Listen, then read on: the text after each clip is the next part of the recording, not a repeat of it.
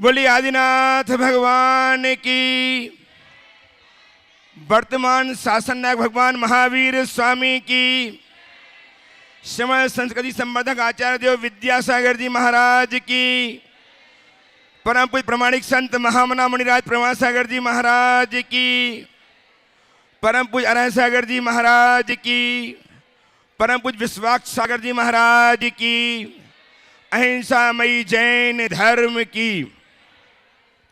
हजारीबाग के भव्य विशाल जिन मंदिर में विराजित जो गुरुदेव का गृह नगर है, इस धर्म सभा में विराजित सभी भव्यजनों एवं सुदूर अवस्थित पारस चैनल तथा प्रमाणिक ऐप के माध्यम से अपनी शंकाओं के समाधान प्राप्त कर रहे सभी सुधीर श्रोताओं सम्यक दर्शकों, आज हम पुनः संबद्ध होने जा रहे हैं आचार्य भगवान विद्यासागर जी महाराज के परम प्रभावक शिष्य महामना मुनिराज प्रमाण सागर जी महाराज, जो जगत विख्यात हैं गुणांतरण प्रणेता, शंकर समाधान प्रवर्तक, भावना प्रवर्तक एवं संपर्क समय के रूप में, जिनकी वाणी को सुनकर के आप ही नहीं अपितु पूरा विश्व अपने जीवन को उन्नत करने में सफल हो पा रहा है।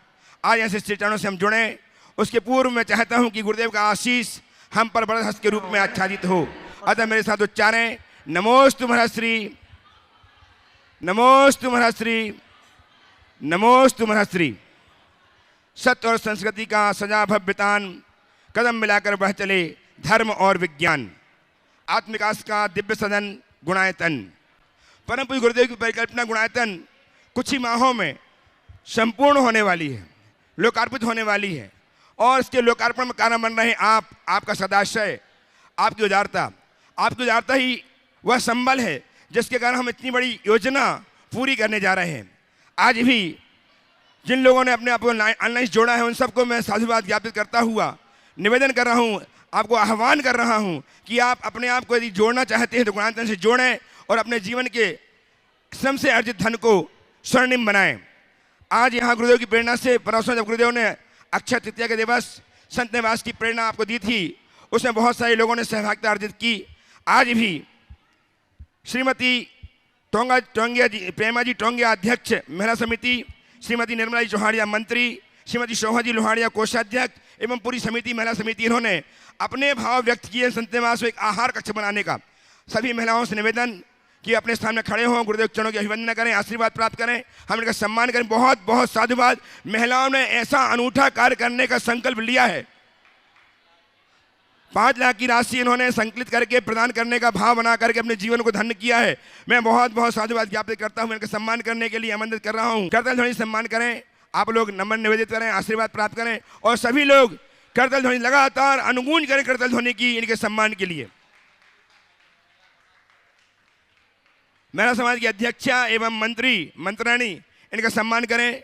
मैं आमंत्रित कर रहा हूँ शिलान्यासकर्ता श्रीमती शकुंतला देवी के सुपुत्र आकाश जी, शिवानी जी, नक्श जी, गौरवी जी, सेठी परिवार को वे आए, गुरुदेव चरणों की अभिवंदना करें, आशीर्वाद प्राप्त करें। इन्होंने अनुपम कृत्य किया है।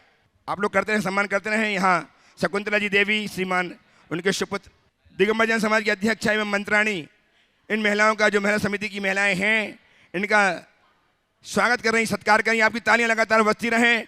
आप भी इस समिति में शामिल हों और इनके समान उदारता प्रकट करके अपने जीवन को धन्य करें। नक्श गौरवी कहाँ है? श्रीमान आकाश जी, शिवानी जी, जो सुपुत्र हैं शकुंतला देवी के, जिन्होंने आज महत् कार्य किया है, आधारशिला कूर्मशिला स्थापित करके शिलान्यास की, अपने जीवन को उन्नत बनाया है।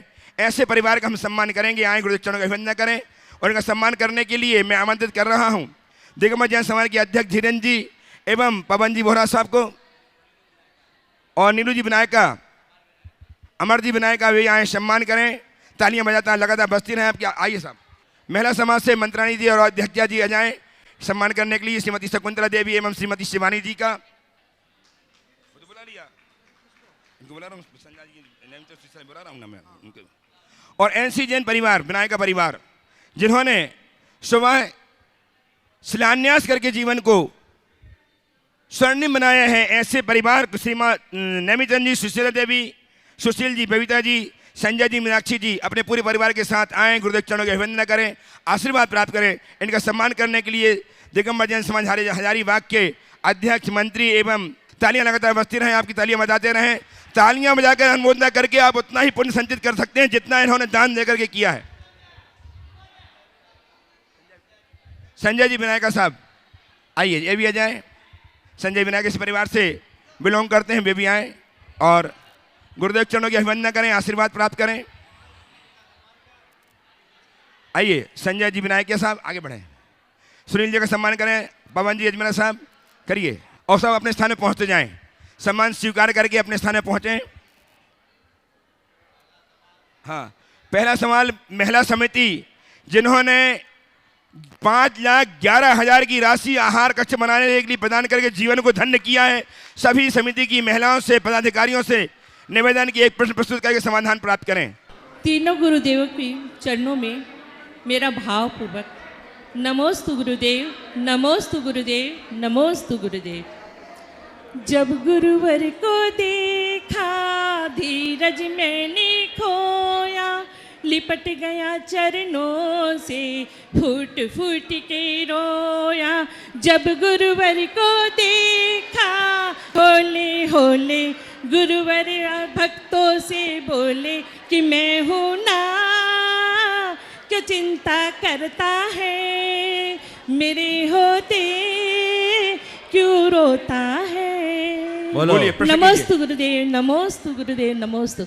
मेरा प्रश्न है गुरुदेव कि ज्ञानी को समझा सकते हम, अज्ञानी को भी समझा सकते हैं, लेकिन जो अभिमानी है उसे हम कैसे समझाएं? मेरा शंका का समाधान करेंगे। बिल्कुल सही कहा है, ज्ञानी और अज्ञानी को समझाया जा सकता है, अभिमानी को समझाना बहुत मुश्किल है। बात आपने बिल्कुल सही कही, ज्ञानी और अज्ञानी को समझाया जा सकता है, अभिमानी को नहीं। अभिमानी को कैसे समझाएं? समझाया उसे ही जा सकता है जो समझने को तैयार हो, और जो समझने को तैयार ना हो उनको समझाना हमारी नादानी। जिज्ञासु को समझाओ, अभिमानी को नहीं। समझ गए?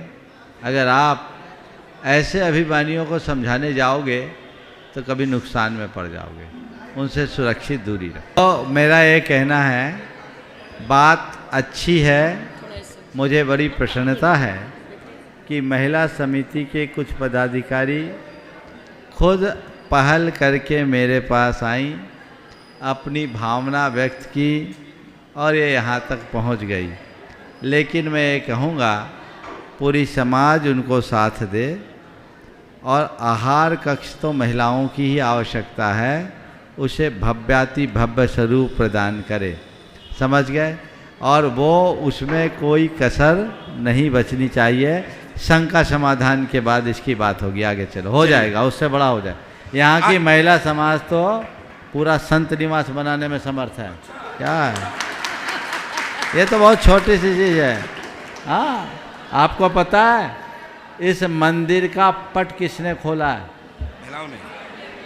महिलाओं ने नहीं, हजारीबाग की बहन बेटियों ने। अच्छा, ये इतिहास है। और अच्छी राशि न्यौछावर करके, तो ये लोग समर्थ हैं। अभी शंका समाधान होने दो, हो जाएगा। चलो, इस नगर में बहुत सारी प्रतिभाएं हैं बच्चों के रूप में। चरणों में नमोस्तु नमोस्तु नमोस्तु। मार्ग में चलते समय यदि कोई बोलने वाला मिल जाए तो रास्ता सरल हो जाता है, और यदि रास्ता बताने वाला मिल जाए तो रास्ता जल्दी कट जाता है। गुरुदेव मोक्ष मार्ग के ऐसे ही साथी हैं और दिशा निर्देशक हैं। नमोस्तु गुरुदेव, नमोस्तु गुरुदेव, नमोस्तु। बहुत बढ़िया, हो गया। हाँ। मेरा प्रश्न है कि हम महिलाएं आगे भी हर समय धार्मिक सामाजिक क्षेत्र में क्या कार्य करते रहें जिससे हमारा नैतिक स्तर ऊंचा हो?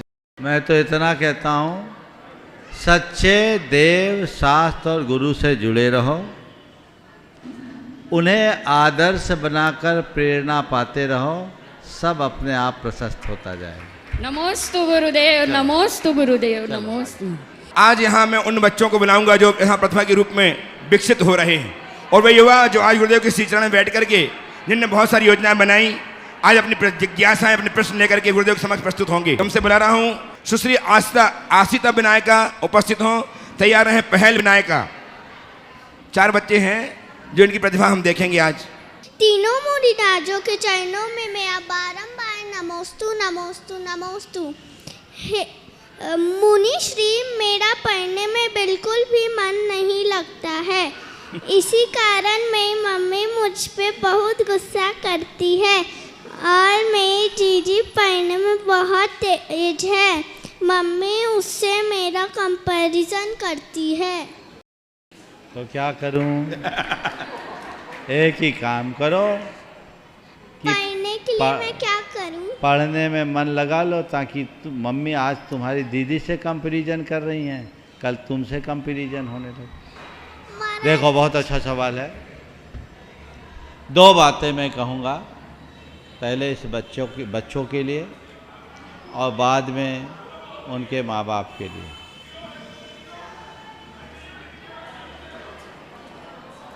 आज क्या हो रहा है आप लोगों को?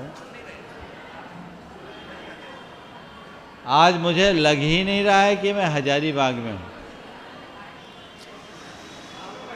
प्लीज शांत रहें, एकदम शांति रखिए। बच्चों से मैं कहूँगा, मन लगाने से लगता, अपने आप नहीं लगता। ठान लो मुझे पढ़ना है तो अपने आप मन लगेगा।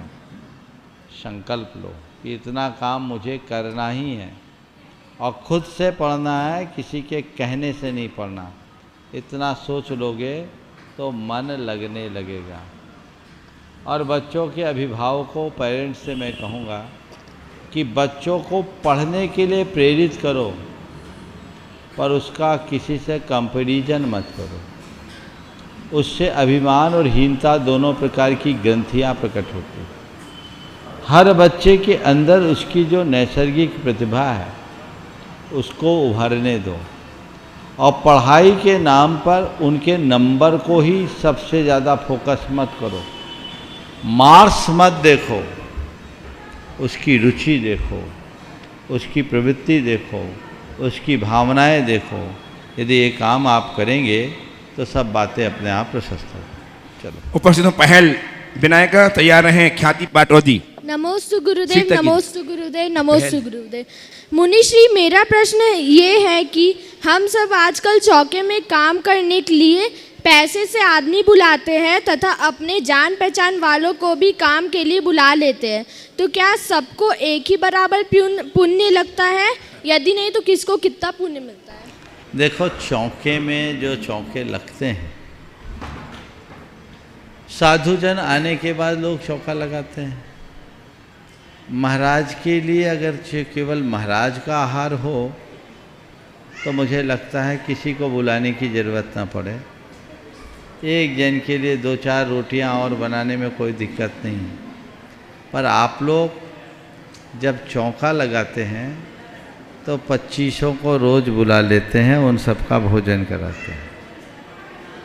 और जब इतने लोगों को भोजन कराना है तब एकल परिवार है, किसी एक के वश की बात नहीं रहती, वह भी शुद्धता से। उनको सहायकों की ज़रूरत होती है। और स्वाभाविक रूप है, जब चौके लगते हैं बहुत सारे व्रती भाई बहन आ जाते हैं, उनको भोजन कराना आपका कर्तव्य है। आप जिनके घर चौका लगते हैं उनको देखो, उनका नंबर आते आते 12 और 1 बजते हैं। 20-20, 25-25 लोग कम से कम, ज़्यादा भी हो जाते हैं। तो इस उद्देश्य से यदि सहायक के रूप में किसी को बुलाया जाए तो वो दोषप्रद नहीं है। पानी भी बहुत दूर रहता है, सब जगह कुआं का पानी सुलभ नहीं, तो सहयोग के लिए बुलाने में दोष नहीं। और अपने परिचितों को भी बुलाने में कोई दोष नहीं। और जो जाते हैं उनको भी पुण्य का लाभ मिलता है, क्योंकि हमारे कृत, कारित और अनुमोदन बताया। समझ गए? हमने खुद किया, कराया, और किया, कराया या करने वाले का अनुमोदन किया, बराबर है। तो अगर किसी के चौके में ऐसी व्यवस्थाएं हैं, आप स्वयं प्रत्यक्ष रूप से नहीं कर पा रहे हो, खुद अपने घर में अनुकूलता नहीं है, किसी के यहाँ है और वो आमंत्रित कर रहा है, आप उनको सहयोग दे रहे हो, तो ये आपके खाते में पुण्य की वृद्धि करेगा। कदाचित नहीं बुलाया लेकिन आप अपने पास बैठे बैठे उसका अनुमोदन भी करते हो, तो ये भी महान पुण्य का कारण बनता है। इसलिए ऐसे कार्यों के प्रति उत्साहित बने रहना चाहिए। उपस्थित हों सुश्री ख्याति पाटवादी, वो तैयार रहेंगे सुश्री जिनीशा रिद्धि अपनी दादी ओम मधु के साथ। बस नवयुग चार ही बच्चे ले रहे हैं। बोलो। नमोस्तु महाराज श्री, नमोस्तु नमोस्तु नमोस्तु। मेरा प्रश्न ये है कि धर्म क्या है और धर्म को कैसे करना चाहिए। आज सुबह का प्रवचन सुन लो, सब बता दिए, पर तुम्हारे पास उतना समय नहीं होगा। पर मैं तुम जैसी बच्ची को इतना ही कहूँगा, धर्म क्या है जहाँ अधर्म नहीं है। अधर्म नहीं करना ही तुम लोगों का धर्म है, समझ गए ना। चलो आ जाए, जल्दी से आ जाए जनीशा एवं रिद्धि अपनी दादी मधु जी के साथ। और तैयार हैं श्री अरहंत जी बड़जात्या हजारीबाग युवा वर्ग से। अरहंत जी बड़जा तैयार रहेंगे।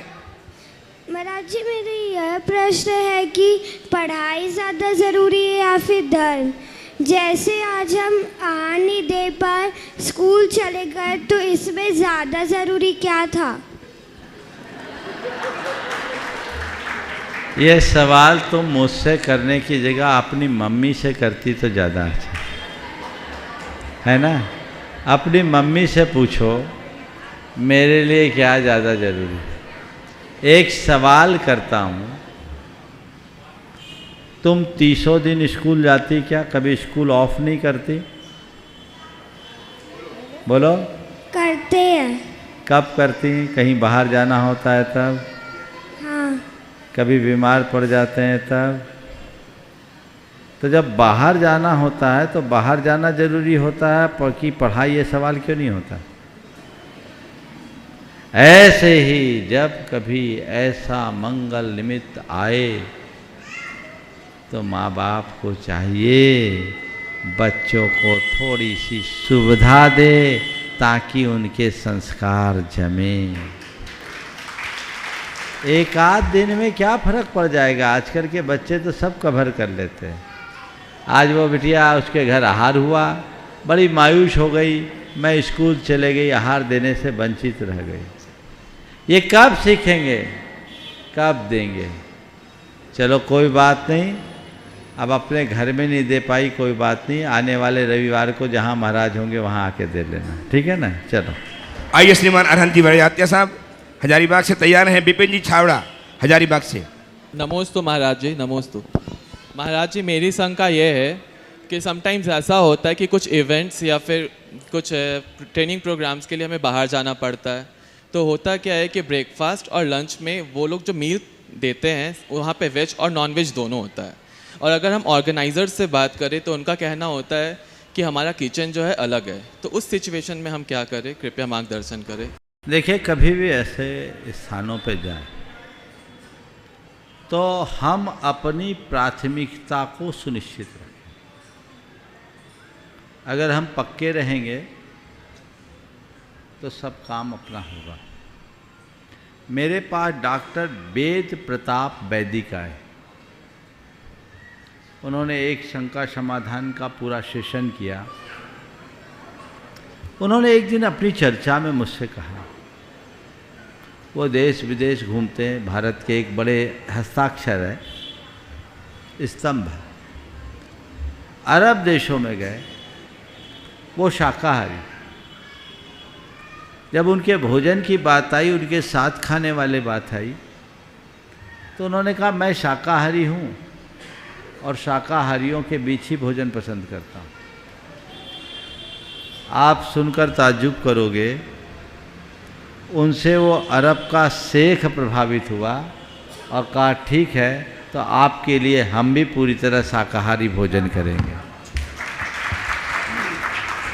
हम समझौता नहीं करें, यही तो परीक्षा की घड़ी है। हम कहीं जाएं, ऐसे मौके आए, अपनी पहचान बनाएं। उनसे अत्यंत विनम्रता से कह दे कि हम मीटिंग अटेंड करेंगे, सब कुछ करेंगे, पर आपके इस भोजन में सहभागी नहीं बनेंगे। यदि ऐसी सोच बना ले तो सब ठीक हो जाएगा।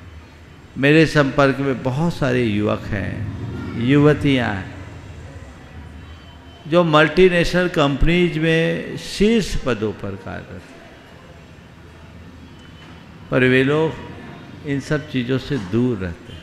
समझिए, वर्ल्ड क्लास लेवल के लोग जिनको हर सप्ताह भारत से बाहर जाना होता है, वो लोग भी कभी ऐसी चीज़ों के साथ भोजन नहीं करते और उनका रास्ता निकल जाता है। समझ गए? इसलिए पक्के बनो और अपनी पहचान बनाओ। मैं एक बात कहूँगा, दूसरों के साथ दूसरे जैसे बन जाने में तुम्हारी कोई उपलब्धि नहीं है, पर दूसरों के मध्य यदि तुम अपनी ओरिजिनलिटी को कायम रखोगे तो तुम्हारे उन पर अमिट छाप पड़े। इस बात को ध्यान रखो। नमोस्तु महाराज जी। आइए श्रीमान विपिन जी छाबड़ा साहब हजारीबाग से और तत्पर रहें सिद्धार्थ जी अजमेरा। तीनों महाराज जी के चरणों में मेरा नमोस्तु नमोस्तु नमोस्तु। महाराज श्री, एक तो मेरी जिज्ञासा है और एक समस्या है जिसके लिए आप उसका निर्देश दें। महाराज श्री, जिज्ञासा ऐसी है कि जैन धर्म में, हमारे जैन धर्म में 5 परमेष्टि और उनके जो आयतन है माने 9 देवताओं की पूजन विधान की परंपरा है, और जो नीचे के जो जितने साधक हैं उनके लिए यथा योग्य विनय की बात कही गई है।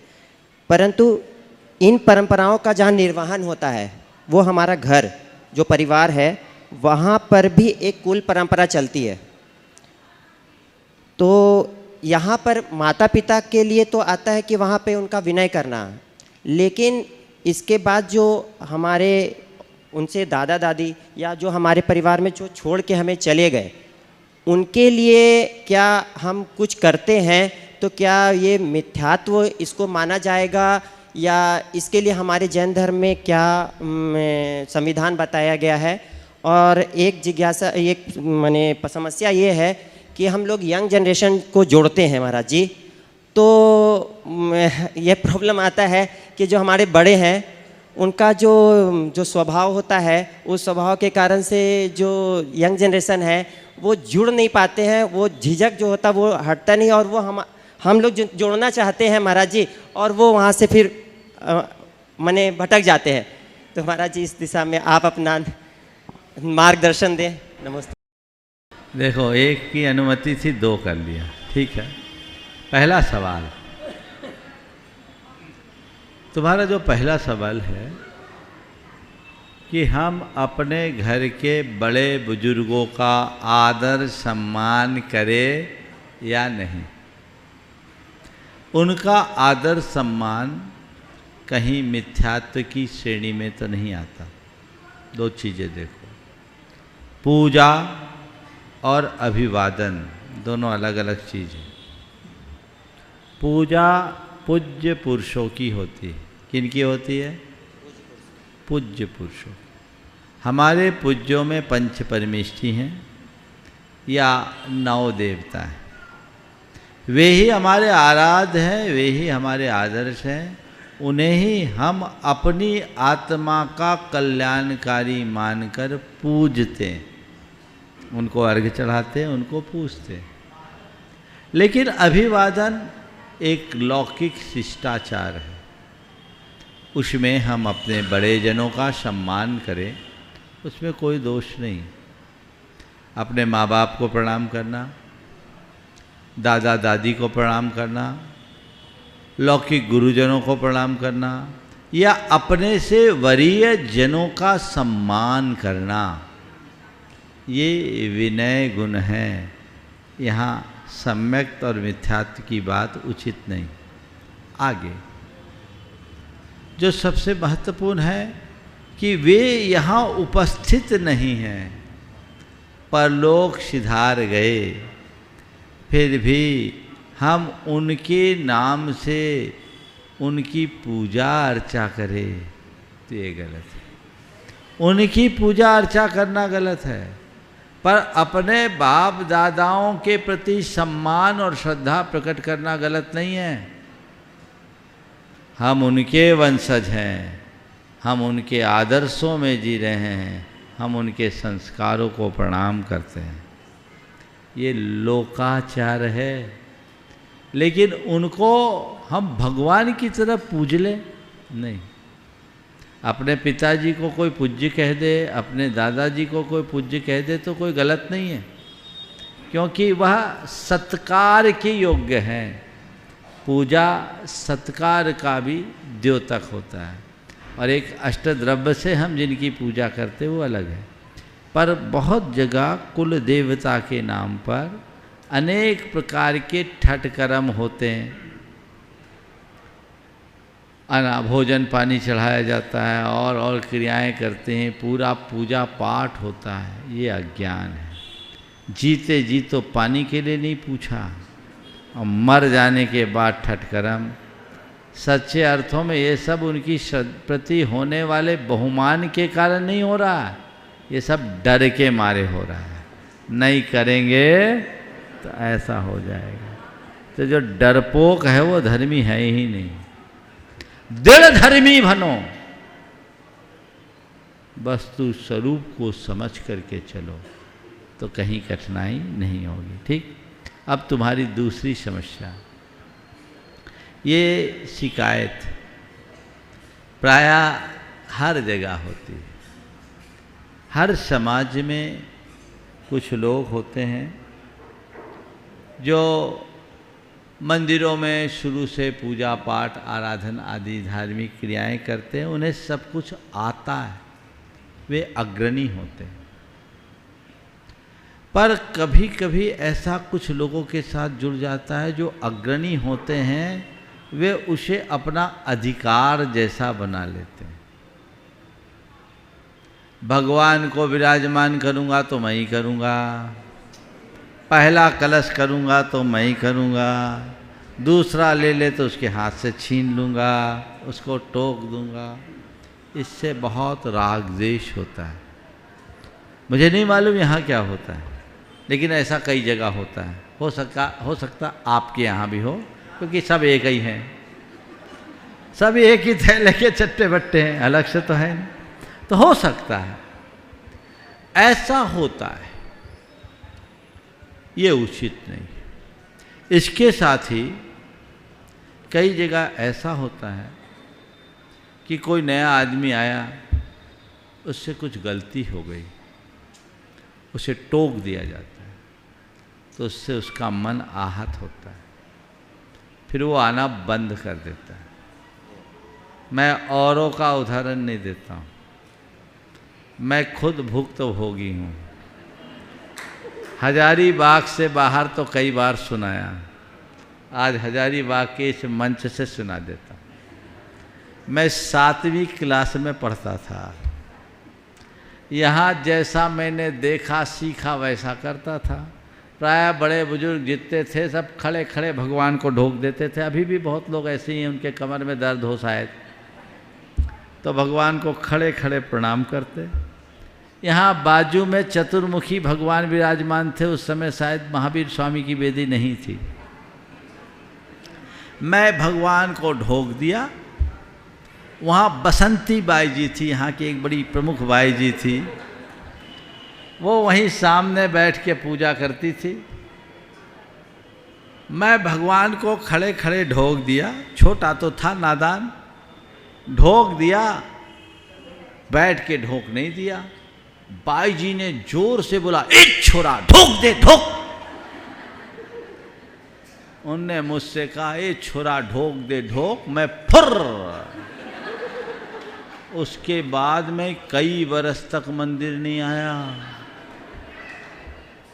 मुझसे कहा जाता था मंदिर जाओ, मैं कहता मैं मंदिर नहीं जाऊंगा, बाई जी डांटती है। तो बाई जी की बात थी, अब मैं भाई जी को बोलना चाहता हूँ। कहीं आपके किसी व्यवहार से किसी का धर्म न छूटे, ये हमें ध्यान रखना है। वहाँ प्रेम और वात्सल्य झलकना चाहिए। कोई नया आदमी आए उसे आगे करो, आओ बेटा तुम आए, बहुत खुशी है, लो तुम करो। उससे कुछ गलती हो जाए तो उस मूवमेंट में एक शब्द मत बोलो। आखिरी में बोलते हो ना, बिन जाने वा जानते रही टूट जो कोई, तुम प्रसादते परम गुरु सो सब, वो तो पूरा हो ही जाएगा। उस मूवमेंट में कुछ मत बोलो, पूजा पूर्ण हो जाए, अकेले में प्यार से बुलाओ, बेटा आज तुम मंदिर आए, मुझे बहुत खुशी हुई, तुम ऐसे ही रोज आया करो।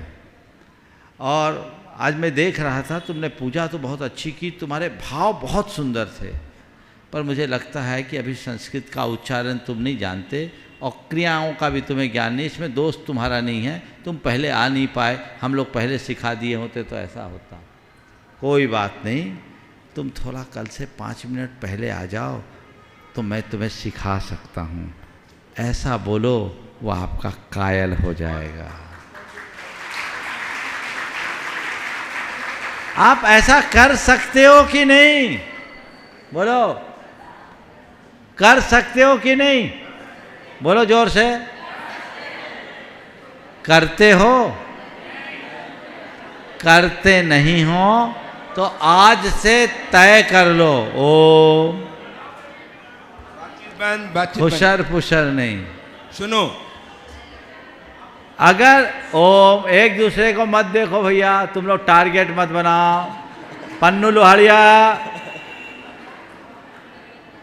शांति, एक दूसरे को टारगेट मत बनाओ। मैं कह रहा हूं कि ये कोई इरादतन नहीं होता, लोगों की प्रवृत्ति बनती, इससे बचो। और एक सॉल्यूशन मैं और देना चाहता हूं। आज बाप बेटा दुकान में एक साथ नहीं बैठ पाते तो भगवान के पास कैसे बैठेंगे? ये जनरेशन गैप का झगड़ा बड़ा विचित्र है। एक व्यवस्था बना दूं मैं, नई जनरेशन के लिए एक तल्ला फ्रीज कर दो, वहां बूढ़े लोग जाएंगे ही नहीं।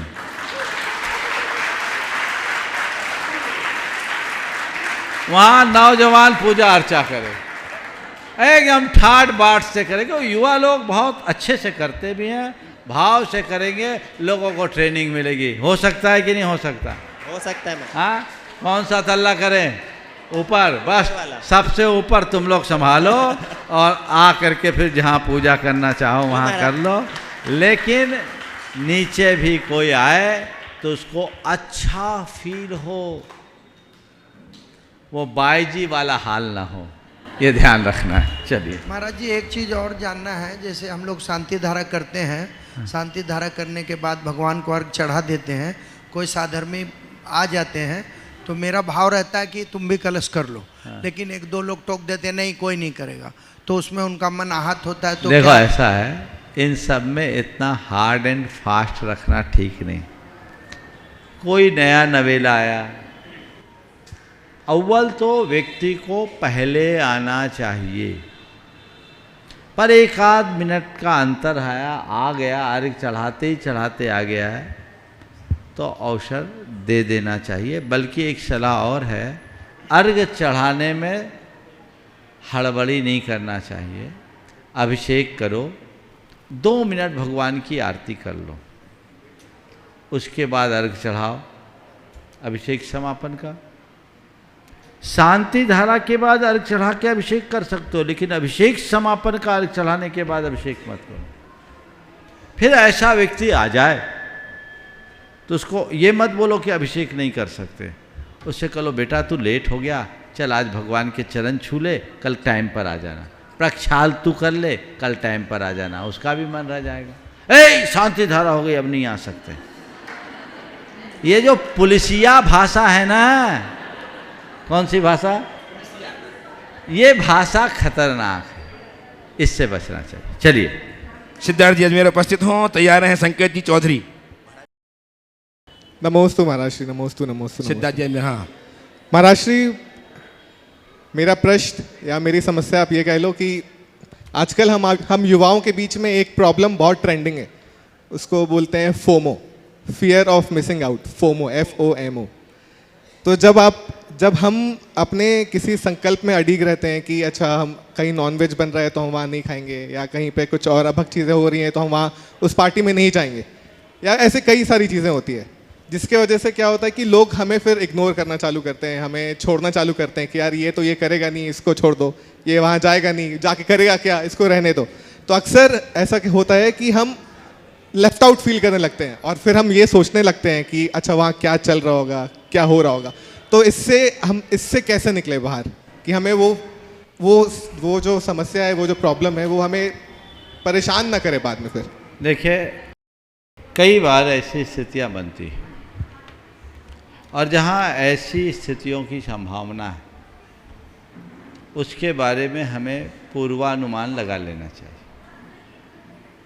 और हमें पता है कि वहाँ ऐसा हो सकता है, तो पहले से अपनी मानसिकता तैयार रखनी चाहिए और तय मान करके चलना चाहिए कि वहाँ हमें जाकर क्या करना है और क्या नहीं करना। जो हमें करना है वो हमें कर लेना चाहिए और जो नहीं करना है उसे छोड़ देना चाहिए। समझ गए? तो दुविधा नहीं होगी। आधी अधूरी जानकारी लेकर यदि हम कहीं ऐसी जगह जाते हैं तो मन में ऐसी दुविधाएं आती हैं। पूरी जानकारी है, हमको पता है ये चीज़ें ऐसी होगी, वो मेरे अनुकूल नहीं है, तो या तो हम जाएं ही ना, और अगर जाना जरूरी है तो प्रतिज्ञाबद्ध होकर के जाएं कि हमें उसमें सम्मिलित नहीं होना, हमें उसमें सहभागी नहीं बनना। बहुत सारे लोगों के प्रोफेशन में भी ऐसा हो। मैं समझता हूँ तुम जैसे युवा, जैसा तुम्हारा प्रोफेशन है, तुम्हारे सामने इस तरह की समस्याएं ज़्यादा आती होगी।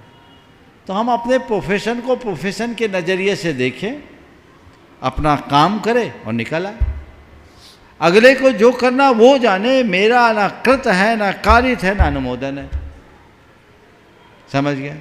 अब मान लो किसी की किराने की दुकान है, उसके घर से कोई दुकान से कोई तेल मसाला लेके जाए और मीट पकाए, तो उसका दोषी वो क्या किराना वाला होगा?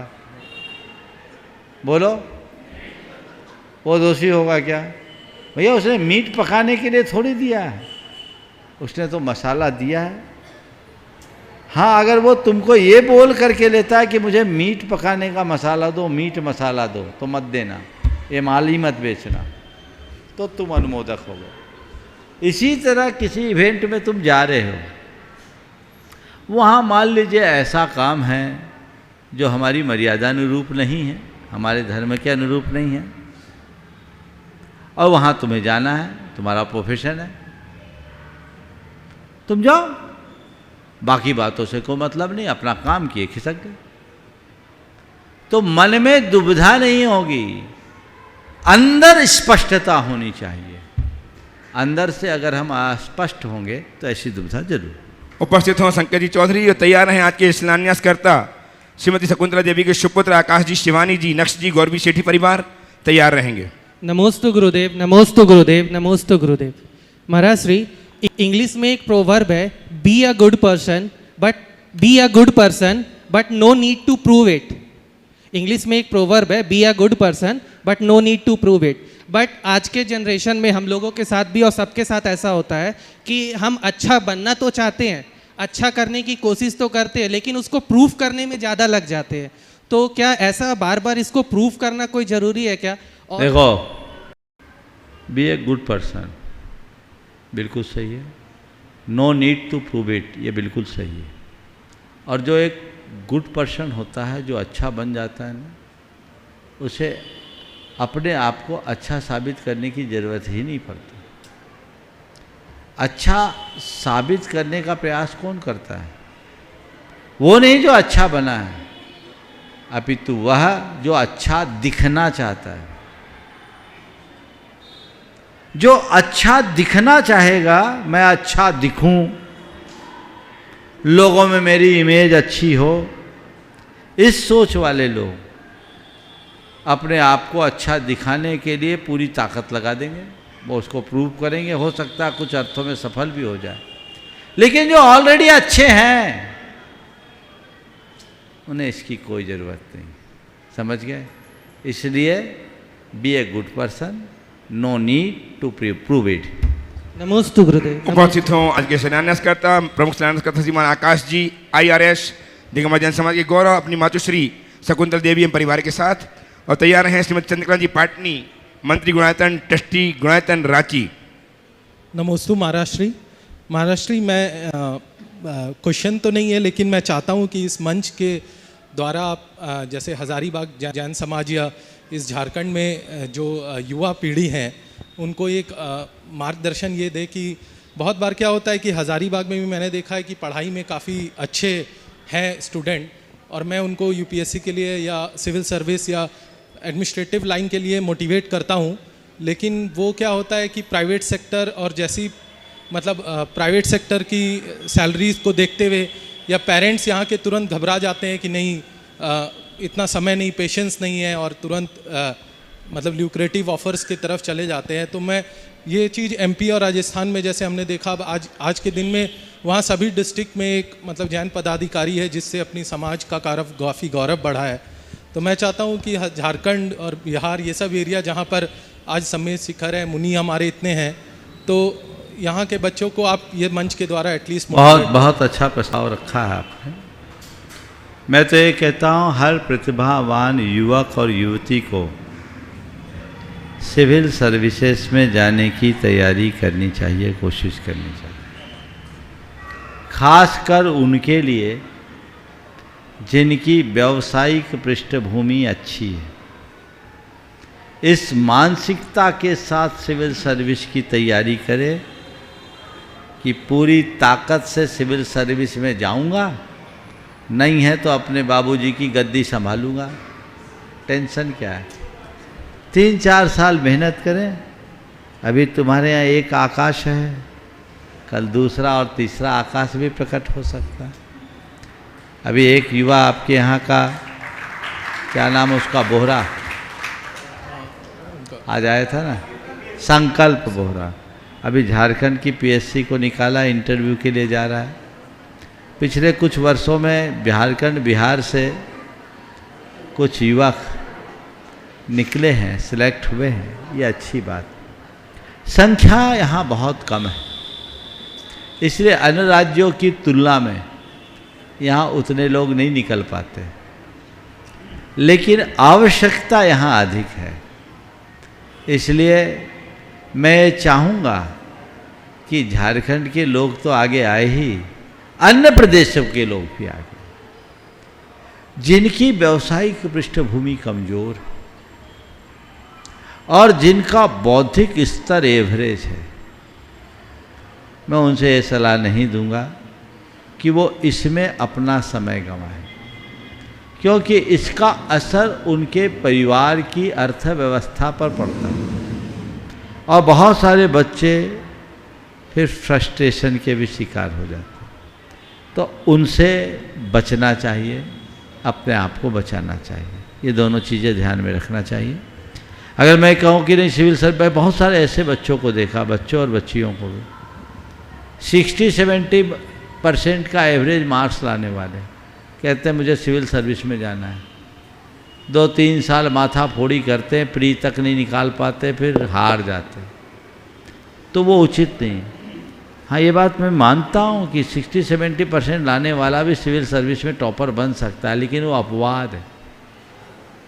अपने बौद्धिक स्तर को पहले आप नापिए, और जिन्हें सिविल सर्विस में जाना है वो बचपन से ही धुन जगा ले कि मुझे सिविल सर्विस में ही जाना है और समाज और देश की सेवा करना है। उसके लिए अपनी मानसिक तैयारी रखें, और जो लोग इस क्षेत्र में आकाश की तरह आगे बढ़ें उनसे समय समय पर मार्गदर्शन लें ताकि आगे बढ़ा जा सके, क्योंकि एक भी अधिकारी यदि इस क्षेत्र में आगे बढ़ता है तो समाज और संस्कृति की रक्षा में वो बहुत सहायक होता है।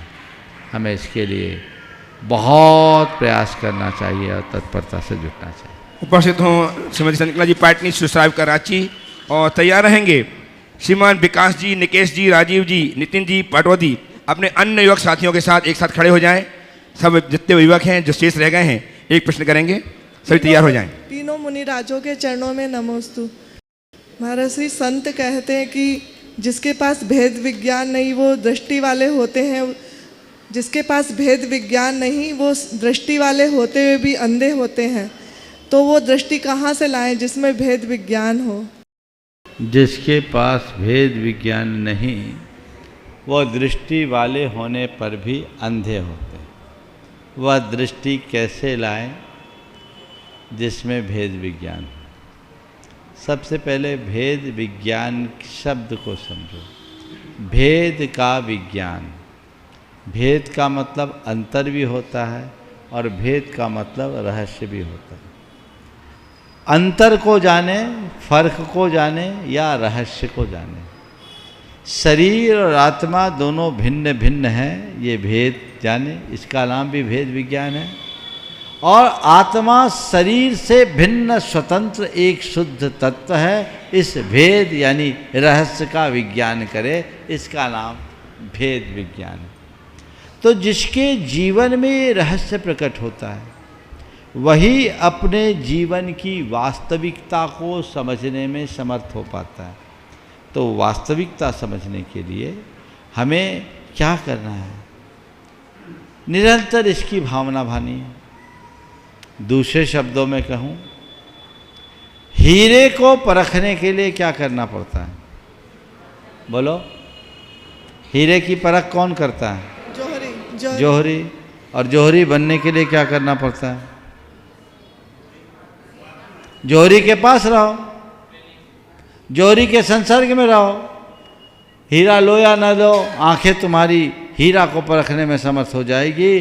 भेद विज्ञान चाहते हो तो भेद विज्ञानी संतों के सानिध्य में रहो, उनके संसर्ग में रहते रहते अपने आप अंतर की दृष्टि खुल जाएगी। आइए श्रीमान विकास जी टोंगिया साहब, श्रीमान निकेश जी बना किया, श्रीमान राजीव जी बना किया, श्रीमान नितिन जी पाटवती अन्य युवकों के साथ एक प्रश्न करने के लिए और तैयार रहेंगी सुश्री हनी अजमेरा, सुपुत्री श्रीमान सुनील जी अजमेरा।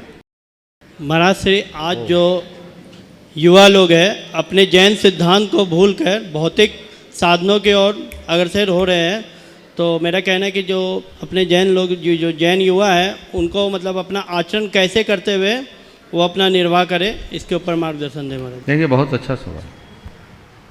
हमारे जैन भाई आज हर क्षेत्र में अग्रणी हो रहे हैं। बहुत सारी बड़ी बड़ी कंपनियों के सिरमौर जैन बने हैं। ये इस युग की एक बड़ी उपलब्धि है। हालांकि जैनियों का इतिहास रहा है, जैन सदैव शीर्ष पर रहे हैं। जब राजतंत्र था तब भी, और आज जब औद्योगिक और तकनीकी विकास का युग है तब भी। लेकिन वहाँ रहते हुए हमें अपनी पहचान को अक्षुण्ण बनाए रखना चाहिए। हमारे सामने दोनों तरह के रूप दिखाई पड़ते हैं। कुछ लोग वे हैं जो शीर्ष पर रह कर के भी अपनी पहचान को बनाए हैं और आदर्श उपस्थित करते हैं। तो कुछ लोग हैं जो अपने आप को आधुनिक बताते हुए सारी मर्यादाओं और सीमाओं का उल्लंघन कर देते हैं। मैं पहले वाले लोगों को ही आदर्श मानता हूँ, बाद वाले लोग अपवाद हैं। मैं सभी जैन भाइयों से कहूँगा कि तुम जैन हो, जैन धर्म के विषय में कुछ कर सको न कर सको कोई बात नहीं, पर एक संकल्प लो, मैं धर्म ना कर सकूं कोई बात नहीं, पर धर्म विरुद्ध कोई कर्म नहीं करूंगा, यह संकल्प लेता हूं। उससे मेरी पहचान बनेगी। मैं अपनी पहचान को किसी कीमत पर नहीं खोने दूं। ये सोच कर कि ये सब तो चलता है, कतई उचित नहीं है। संक्षेप में जो मैंने बात की उस पर बहुत गंभीरता से ध्यान रखना चाहिए। और ख़ासकर युवाओं के ऊपर इसकी ज़्यादा जिम्मेदारी है। युवा अगर चीज़ों को ठीक से समझकर ठान ले तो वो उनके जीवन में व्यापक बदलाव तो लाता ही है, दूसरों के लिए प्रेरणा का आधार भी बनता है। तो जो भी हमारी आधारभूत बातें हैं उनको हम ध्यान में रखें। हम कुलाचार का पालन करें, अति उत्तम। न कर पाएँ तो कम से कम दुराचार जीवन में न पनपने। उपस्थित हों सुश्री हनी जी अनिवार्य, सुपुत्री सुनील जी मेरा संयुक्त महामंत्री गुआयतन, और तैयार हैं गुआयतन के उपाध्यक्ष श्रीमान अनिल जी संगीता शेट्टी, श्रीमान अरविंद जी पायल जी शेट्टी के साथ। नमोस्तु गुरुदेव, नमोस्तु गुरुदेव, नमोस्तु गुरुदेव। गुरुदेव, हम लड़कियों को अपने जीवन में एक सुलझापन कैसे लाना चाहिए और हमें अपने जीवन को एक मजबूती का रूप कैसे देना चाहिए? अपने जीवन में सुलझापन और मजबूती कैसे लाएं? लड़कियों को जब हम नए घर में जा रहे हो, मैं तो एक ही बात कहता हूँ, नए घर में जाने के लिए आज ही शुरुआत नहीं हुई। लड़कियां सदैव नए घर में हैं। आप लोग तो धन है पराया या बेटी सदा ही पराई होती, ये कहते हैं ना, ये पीढ़ियां चलते आई। एक ही सूत्र देता हूँ हर उस लड़की के लिए जिसे नया घर में जाना है, वो अपने मन को बदले और थोड़ा सा भाषा में परिवर्तन कर दे। मैं नए घर में नहीं जा रही हूँ, अपने घर में जा रही हूँ। क्या बोल रहा हूँ? अपने घर में जा। नए घर में नहीं जा रही हूँ, कहाँ जा रही हूँ? अपने घर में। बोलो, विवाह के बाद पीहर तुम्हारा होता है कि ससुराल? अपनी ससुराल को ससुराल मानने की जगह अपना घर मान लो, सारे ससुराली अपने लगने लगेंगे।